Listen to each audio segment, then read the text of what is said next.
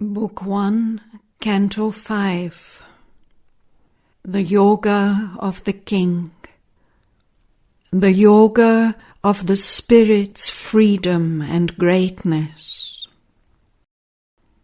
This knowledge first he had of time-born men, admitted through a curtain of bright mind that hangs between our thoughts and absolute sight.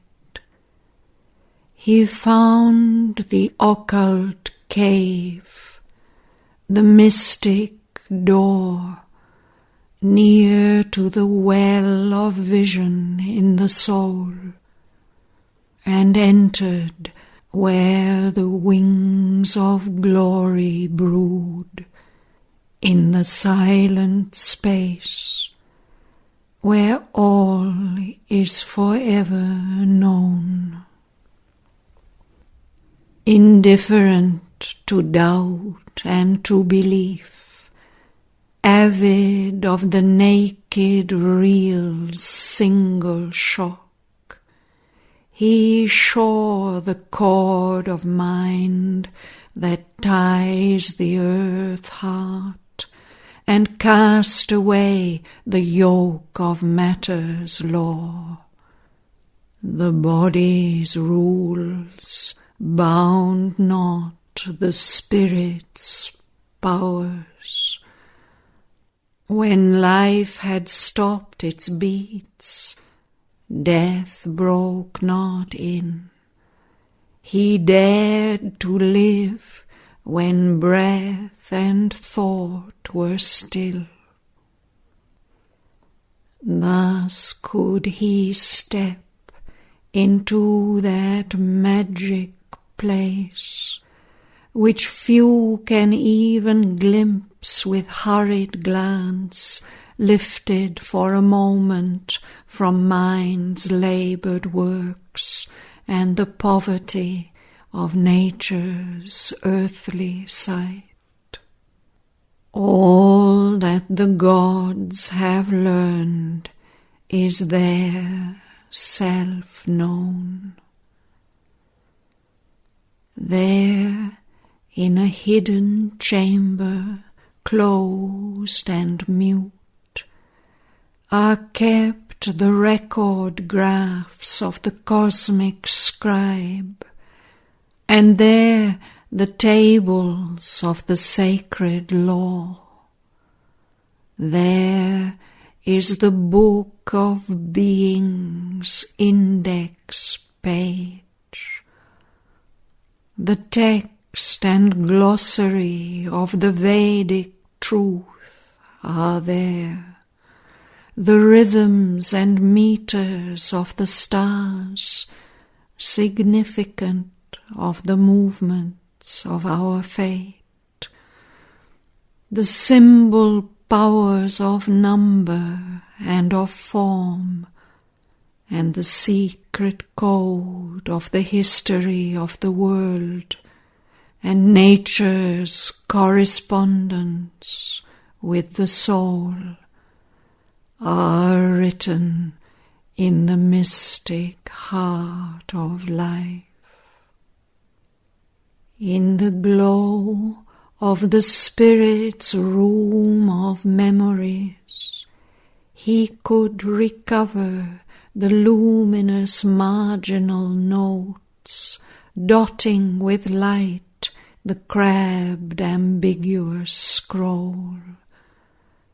Rescue the preamble and the saving clause of the dark agreement by which all is ruled that rises from material nature's sleep to clothe the everlasting in new shapes.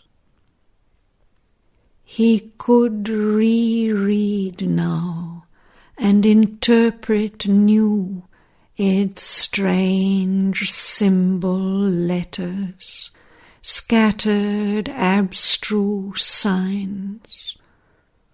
resolve its oracle and its paradox, its riddling phrases and its blindfold terms, the deep oxymoron of its truth's repliques, and recognize as a just necessity its hard conditions for the mighty work, nature's impossible Herculean toil, only her warlock wise craft could enforce, its law of the opposition of the gods, its list of inseparable contraries.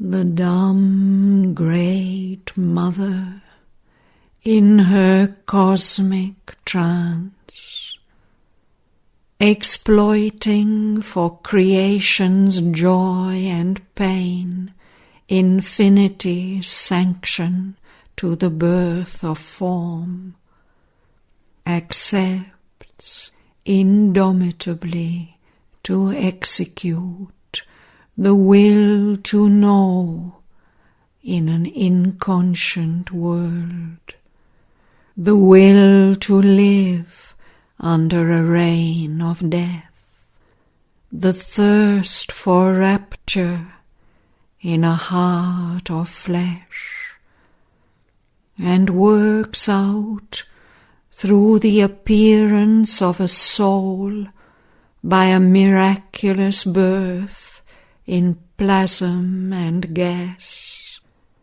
the mystery of God's covenant with the night. Once more was heard in the still cosmic mind the Eternal's promise to his labouring force, inducing the world passion to begin, the cry of birth into mortality, and the opening verse of the tragedy of time.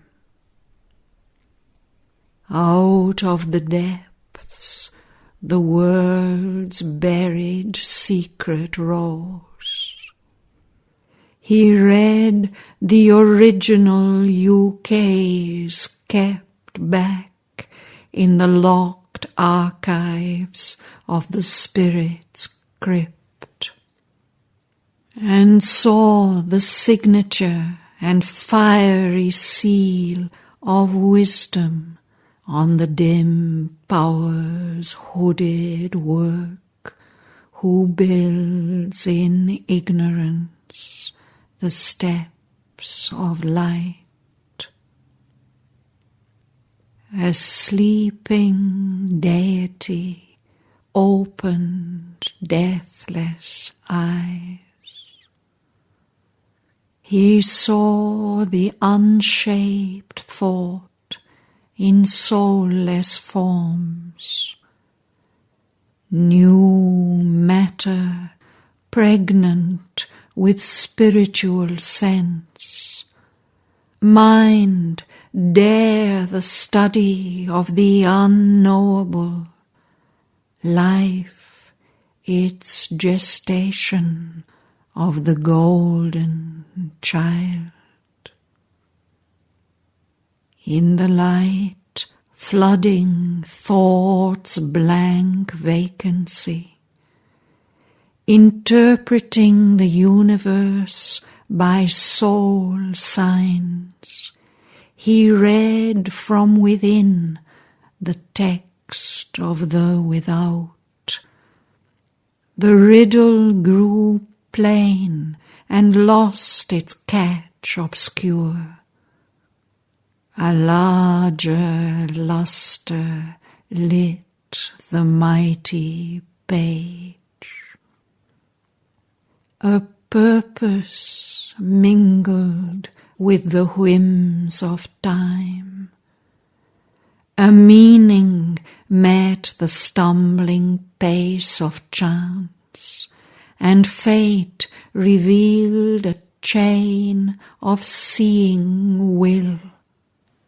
A conscious wideness filled the old dumb space. In the void he saw throned the omniscience supreme.